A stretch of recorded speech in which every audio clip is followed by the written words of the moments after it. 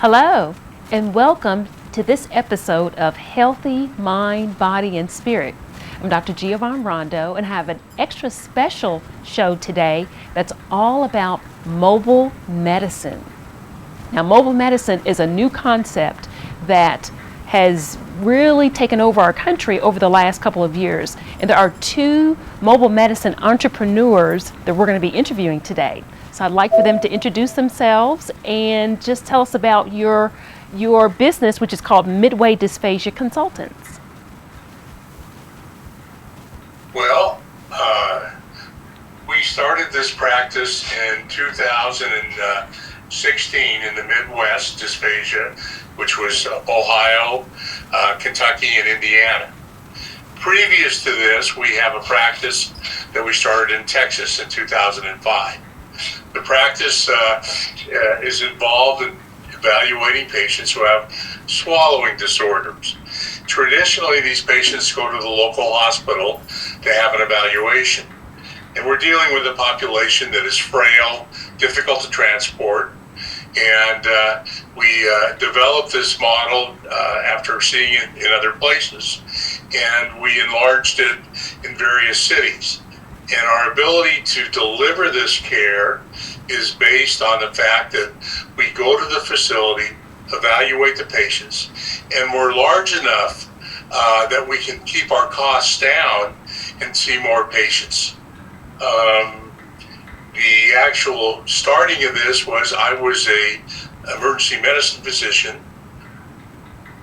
got tired of working nights, filled in this practice in Dallas, Fort Worth, and then wanting to expand, they told me about a very young lady called Piper that was in Houston. And I called Piper, and after several phone calls, we just started another practice in the Houston area, and that practice has grown from Houston to San Antonio to Austin.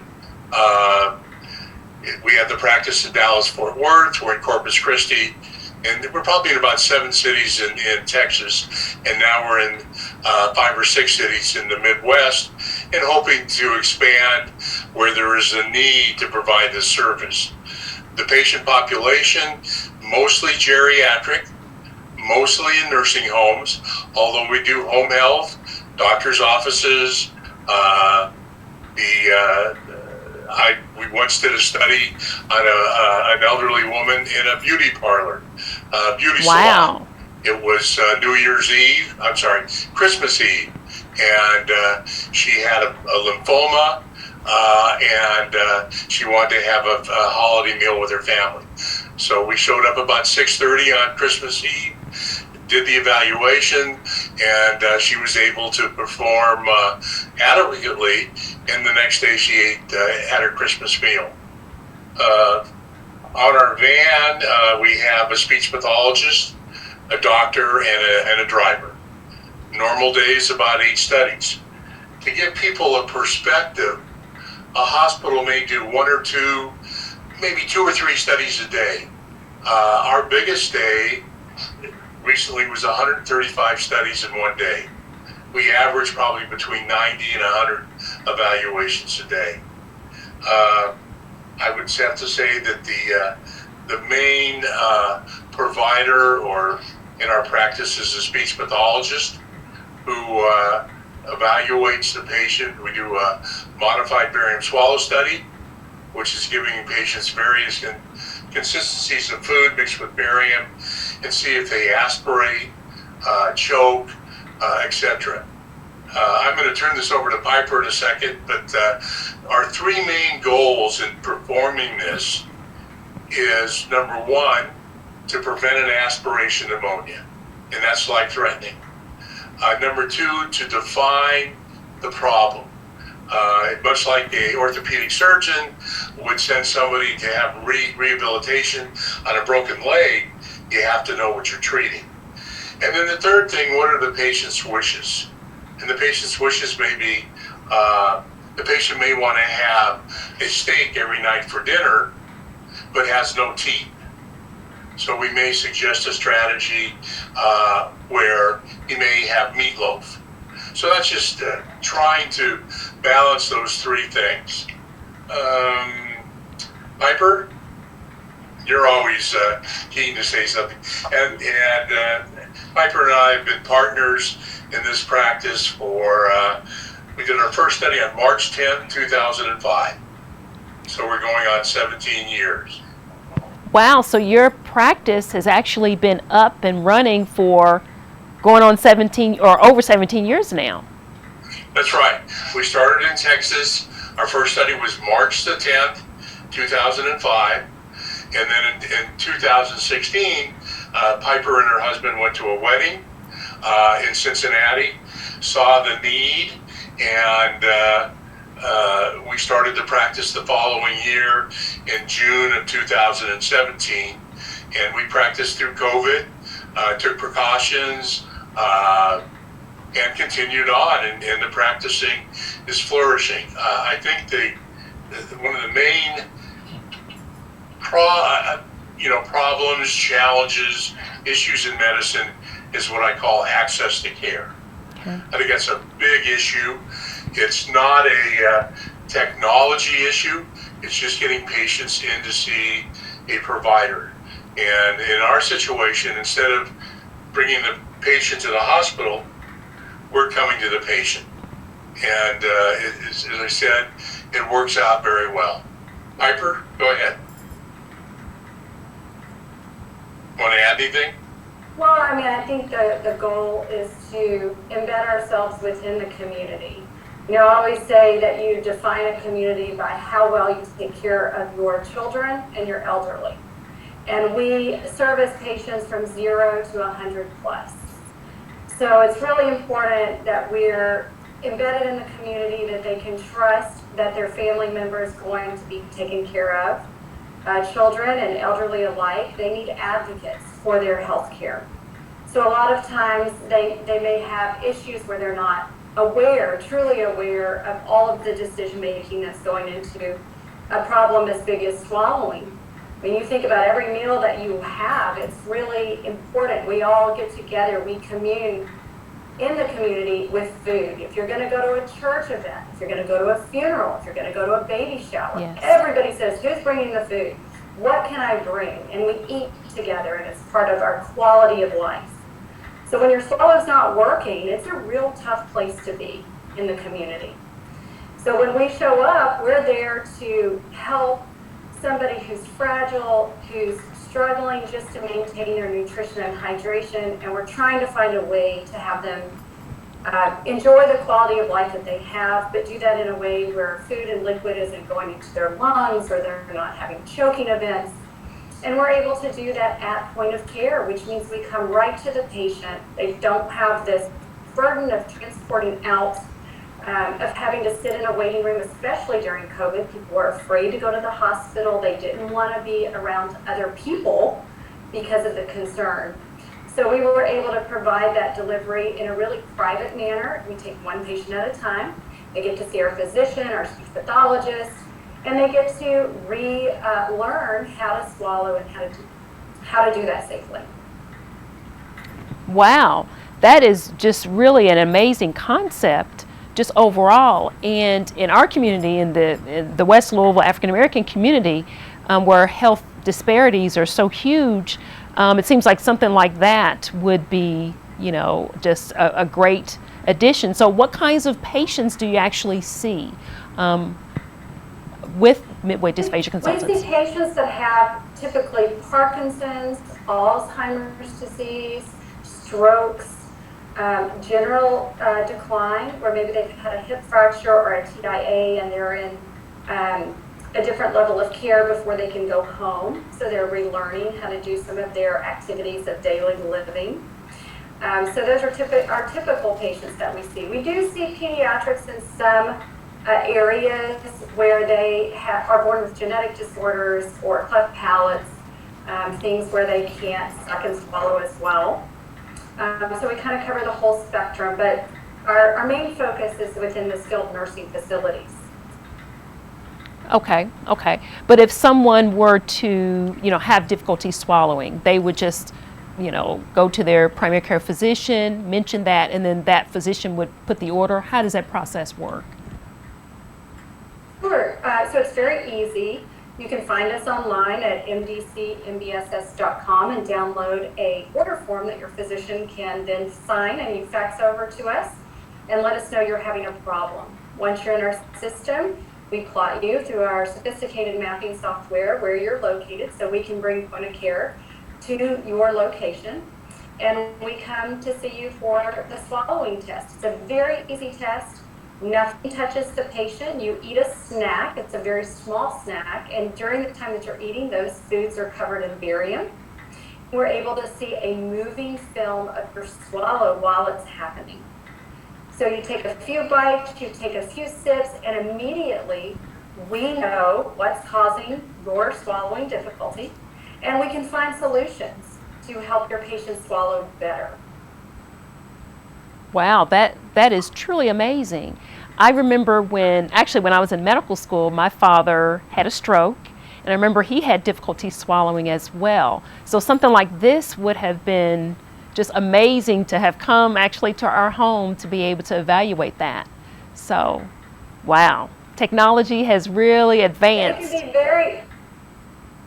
it's really amazing. And you know, the Dr. Baumers that own the practice in Texas and New England, one of the largest practices in the Midwest dysphagia consultants, they couldn't get a swallow study for an aging family member. And so that's really what set them on this mission to say nutrition is such a base form of how you're going to do with your other disease processes, whether that's diabetes, yes, Parkinson's, congestive heart failure, strokes. If you can't get enough nutrition, then you're probably not going to do very well with those other disease processes. So if you can't swallow, it exacerbates other areas of your health. Yes, yes. That's why they came up with this concept. How can we get this to the majority of people who are having trouble? And in nursing homes, it's about 70% of patients who have dysphagia as a secondary diagnosis to their other primary health care issues. Oh, wow. So with your business, do you also work with nutritionists or dietitians as well? We do. We suggest if they're malnourished or patients below a certain body mass index. So we do a calculation including your height and your weight so that we can determine, are you in the area of being at risk of malnutrition? If so, we can either supplement with liquid calories like Boost. I'm sure a lot of people are familiar with that. Or we can connect you with a dietitian to help you boost your nutritional status by the foods that you're eating or the medications you're taking. Sometimes they'll give a high-calorie medication pass so that everything you're putting into your body is giving you nourishment so that you can stay hydrated and nourished even if you have a swallowing problem through fewer swallows during the day. Okay, awesome. So Piper, you are a speech language pathologist, and I know in our community we know different healthcare providers, the doctor, the nurse, the respiratory therapist, the occupational therapist, but what exactly does a speech language pathologist do? And just give us more information on how someone like you would be beneficial to our community. Absolutely. When I started out, I didn't realize what a long journey it was to become a speech pathologist. It's a 4-year college degree along with a master's, 2 years of a master's education, and a year of internship. And when I got into the field practicing, I realized that the reason that it was such a long journey to practice speech pathology was because we cover such a large umbrella of disorders. Not only do we work with people who have speech issues, such as not being able to say certain letters, like you'll hear little kids who can't say certain letters, like their R or their S, or maybe you have somebody who's a stutterer who has hesitant speech, and you might have dealt with somebody like that.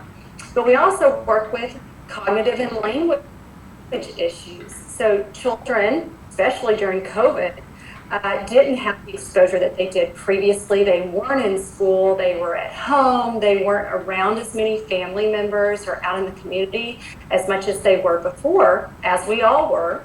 And so their language development skills were often affected. And it affected some more than others because they didn't have access to family members. Maybe family members still had to continue to work, or they were healthcare providers and had to continue to go into work. So they didn't get the stimulation that they needed by being in school or having daycare. So we not only work with speech, we work with language development, we work with adults who've had strokes and can't remember words. And so we go back in to retrain those words or the way that you'll use language as an adult. Banking skills, those are high-level skills. If you have a stroke, that can affect it. And then we're also, because of this speech structure, using our mouth and tongues, we're also swallowing specialists because those structures fall in the same area that you might use for speech or for language. So it fell under our scope to start practicing with patients who have swallowing difficulties. Wow. That. And as soon as I learned that, I was hooked into the swallowing. I've been here ever since. So I've been in swallowing for 20 years. I just know how important it is for me to have that cup of coffee or my diet Dr. Pepper or pizza on a Friday night with my kids. And so I expect that other people share that same feeling. I can see how much it changes their lives if they're not able to enjoy those things. Yes. And I think we really do take that for granted.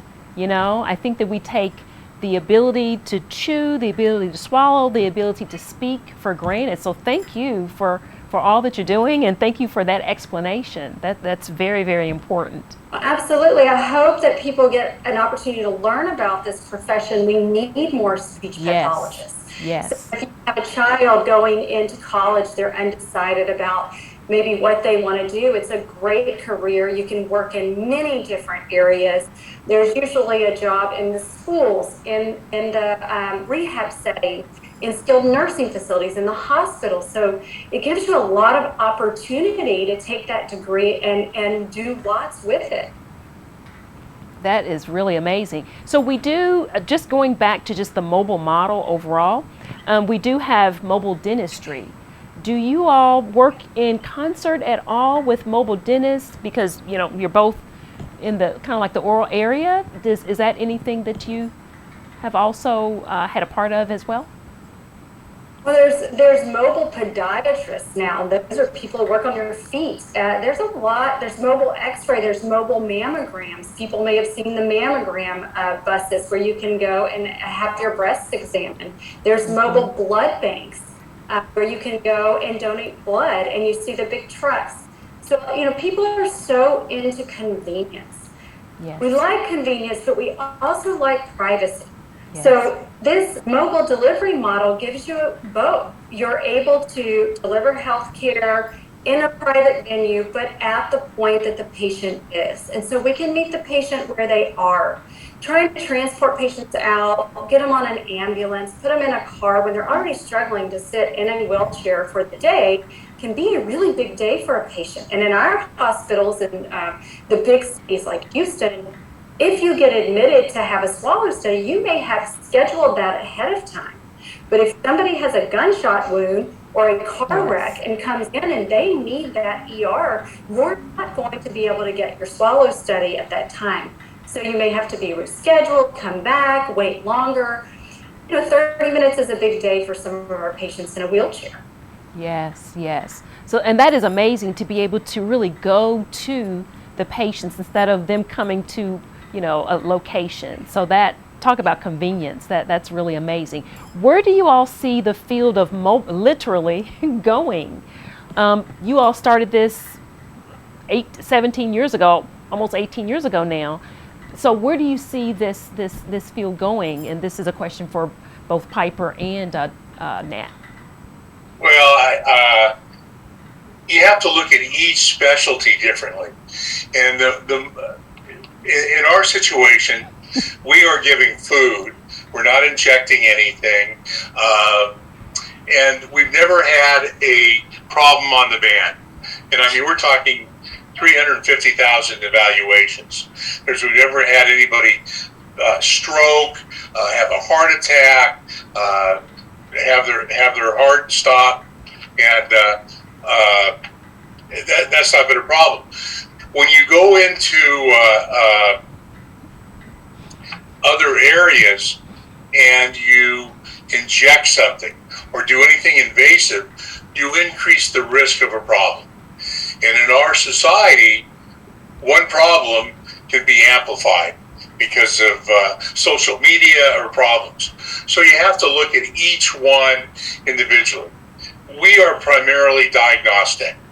We evaluate the patients, give a recommendation to the nursing home, may give a referral or suggest a referral to the primary care doctor, and then that patient would go to another setting. So I see it expanding, but the expansion will have to be looked at in each specialty. And what am I doing? And is there a risk? Is there a problem? One nursing home asked us, "What happens if a patient heart stop on your clinic?" Well, we're going to call 911. We're going to start basic CPR, and we're going to call for help. So I see it expanding.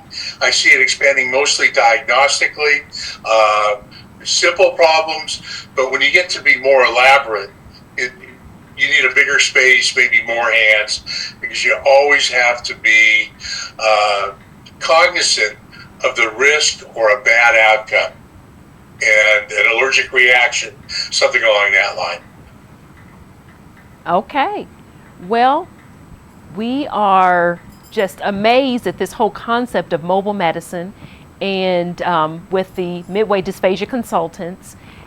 And I tell you, I really wish that this was available back years ago when I was dealing with my dad and he had issues with swallowing. It would have made our lives so much easier. So thank you all so much for joining us with this episode of Healthy Mind, Body, and Spirit, where we focus on improving our entire world, but with a particular focus on the African American community. Thank you all for joining us.